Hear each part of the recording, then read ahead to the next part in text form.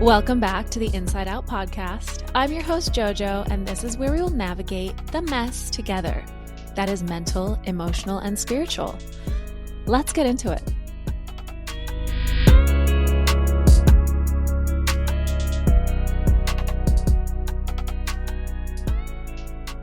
I'm really excited about this topic because it's all about letting go, control, the unknown, and trust.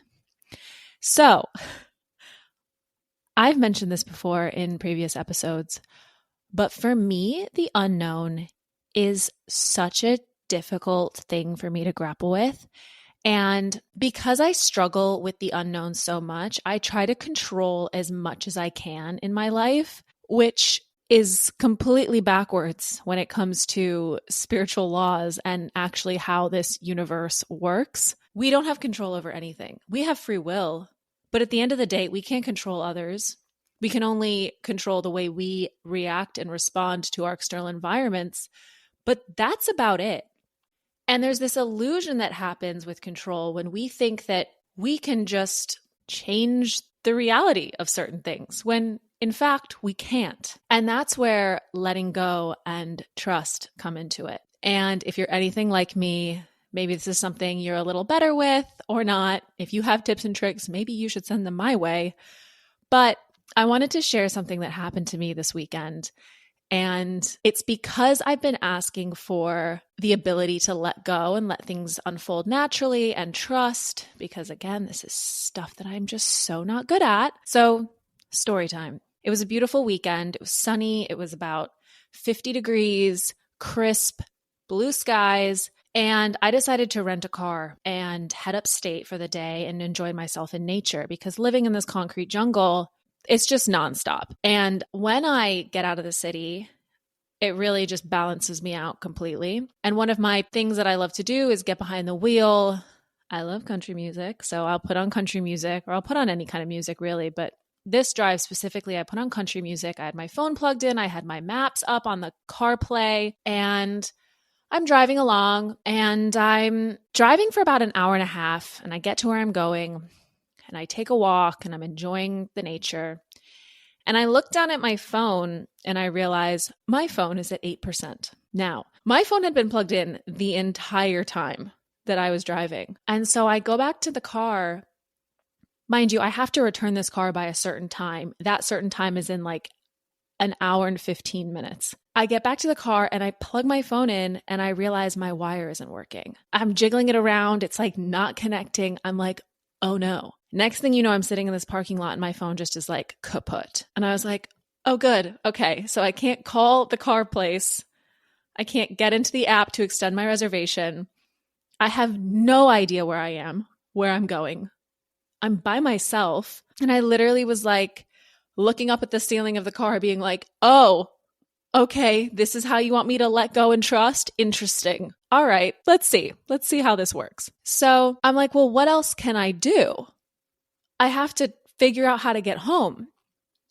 Dusk is falling in this like forest preserve that I'm in. And I'm like, great, let me figure out what I'm going to do here. So I turn on the car, I start driving. You know, when you're following your GPS, you're not really super invested in where you are. And you're not like, oh, I have to go this way and I have to go this way. You're just kind of like on autopilot. Well, that's at least how I was driving upstate. And I was like, great.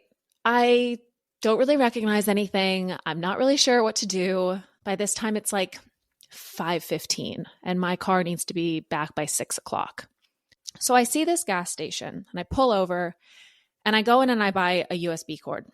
I plug it into the car, but my phone is like dead, so it doesn't turn on right away.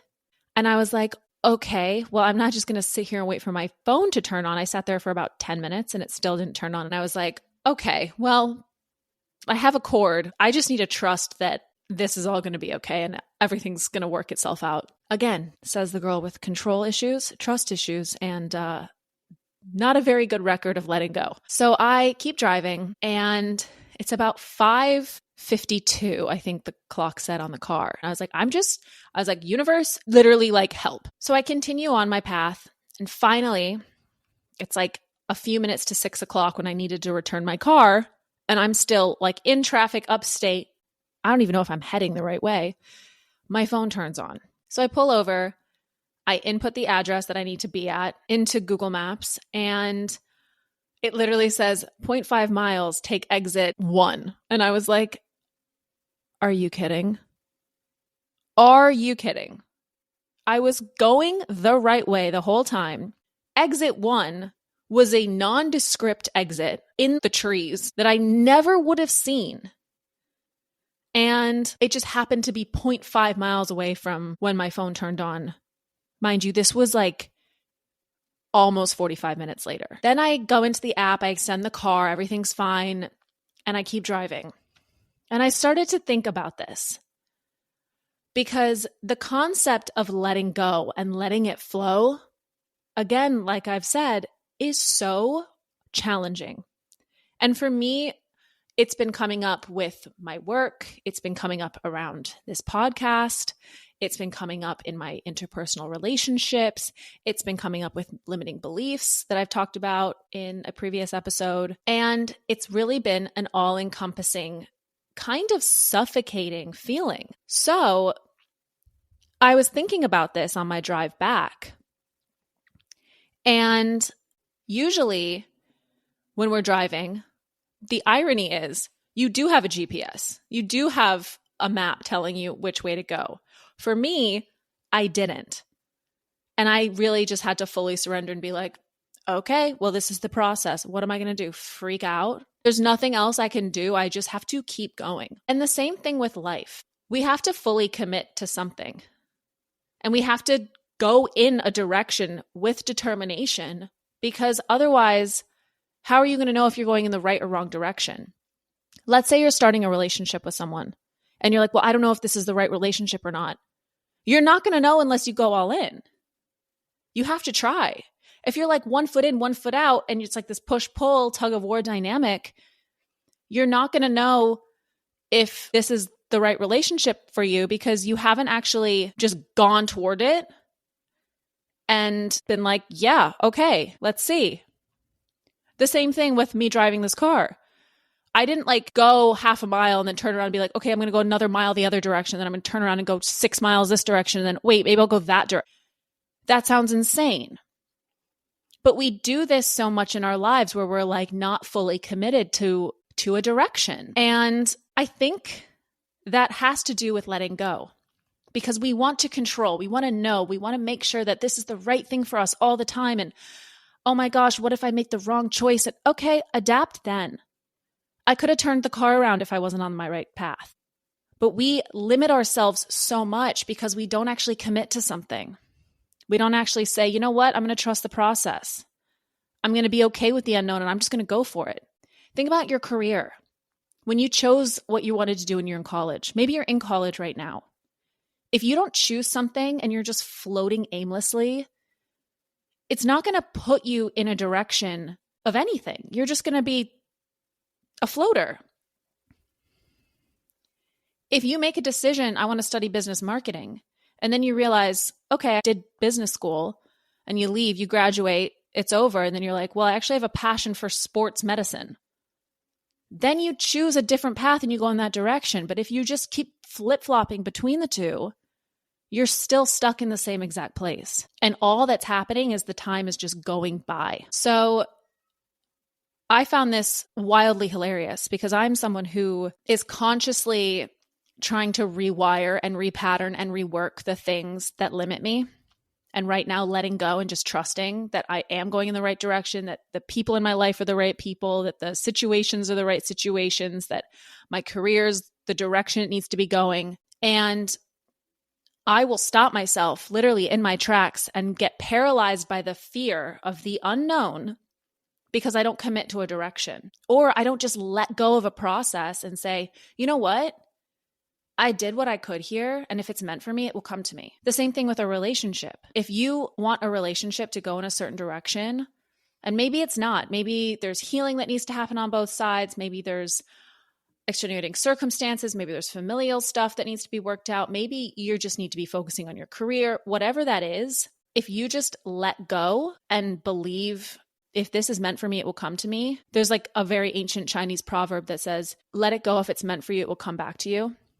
And then there's a million other renditions of that that's like, what's meant for you will never pass you by. If you love something, set it free. If it's meant for you, it'll come back. Otherwise, it was never meant to be yours. There's a million different ways this quote goes. But it's so true.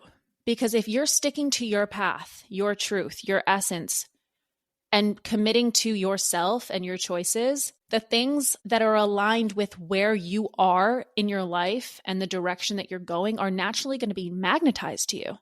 I mean, that's just the law of attraction, the law of similarity of form, all of these vibrations that we attract when we're on course.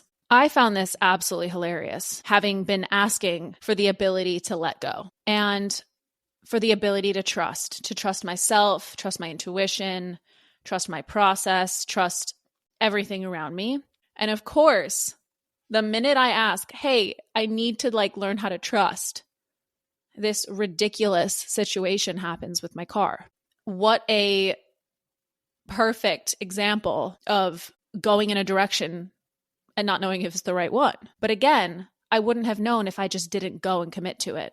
So when it comes to committing to something or making a decision and then trusting the process or letting go or whatever it is, because I just talked about 3 different concepts kind of in one, and I will go deeper into these topics in later episodes and in different renditions of it. But these are 3 things that for me right now are fully intertwined. And I think for a lot of people, these 3 things are also fully intertwined for them.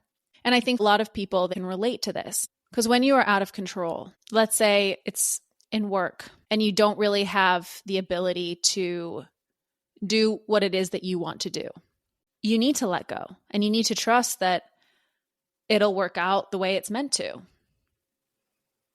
And I can apply this in every area of life. For me, the 3 areas that this is really applying to are my career, whether that's with this podcast, modeling, acting, kind of all encompassing all of the above. Relationships.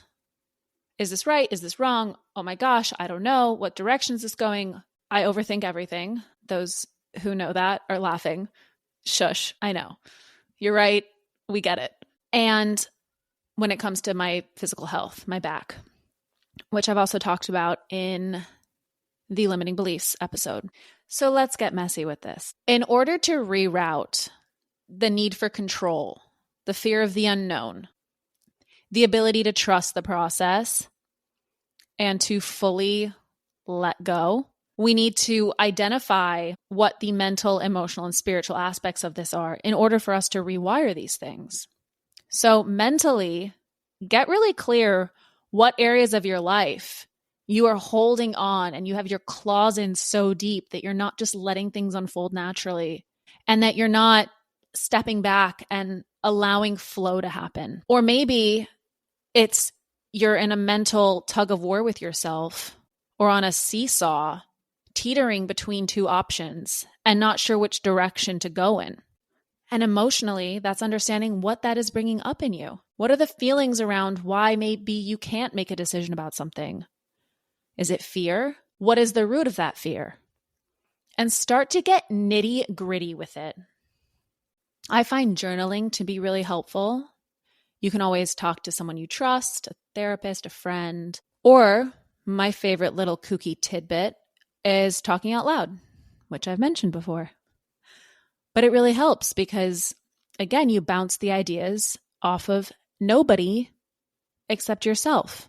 You speak out loud. You ask questions out loud and you listen for answers. And usually those answers are thoughts that are coming into your own mind, but it's a deeper intuition. If we tap into that, we can really solve a lot of things in our lives. And spiritually, in order to rewire this stuff, identifying the mental and emotional is going to ripple out into the spiritual.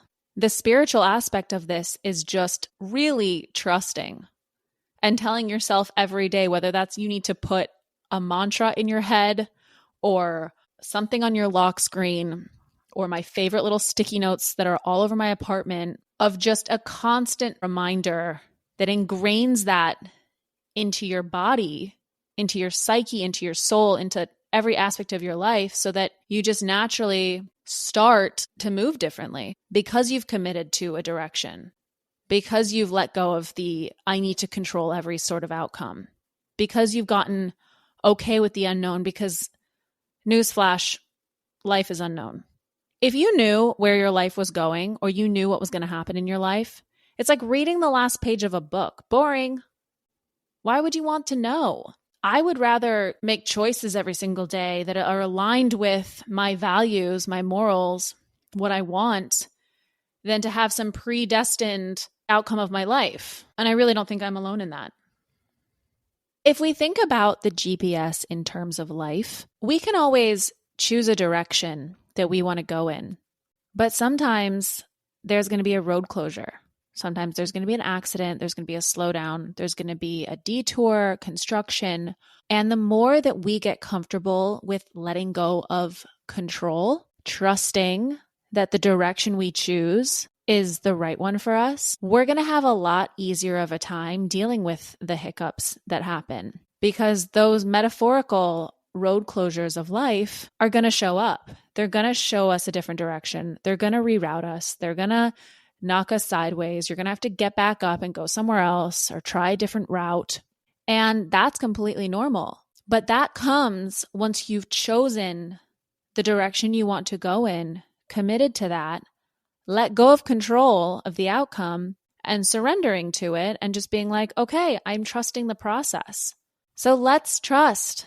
Let's stop controlling. Let's just live a little bit less stressed out about, is this right? Is this wrong? And just let it be. Let it unfold. Trust that you've made the right decision. Be okay with the direction you're going in. And if you're not, then change directions. But commit. Commit to that direction you've chosen, because otherwise you're never going to know if it's right or wrong. Thank you for going inside out with me this week. Thank you for getting messy. And as always, don't forget to subscribe on Spotify or wherever you listen to your podcast. Click that little notification bell so you know when another episode drops. Follow on Instagram at _insideout.podcast. And please share this with a friend. Blast it out to everyone you know. And I can't wait to get messy with you guys next week. Bye for now.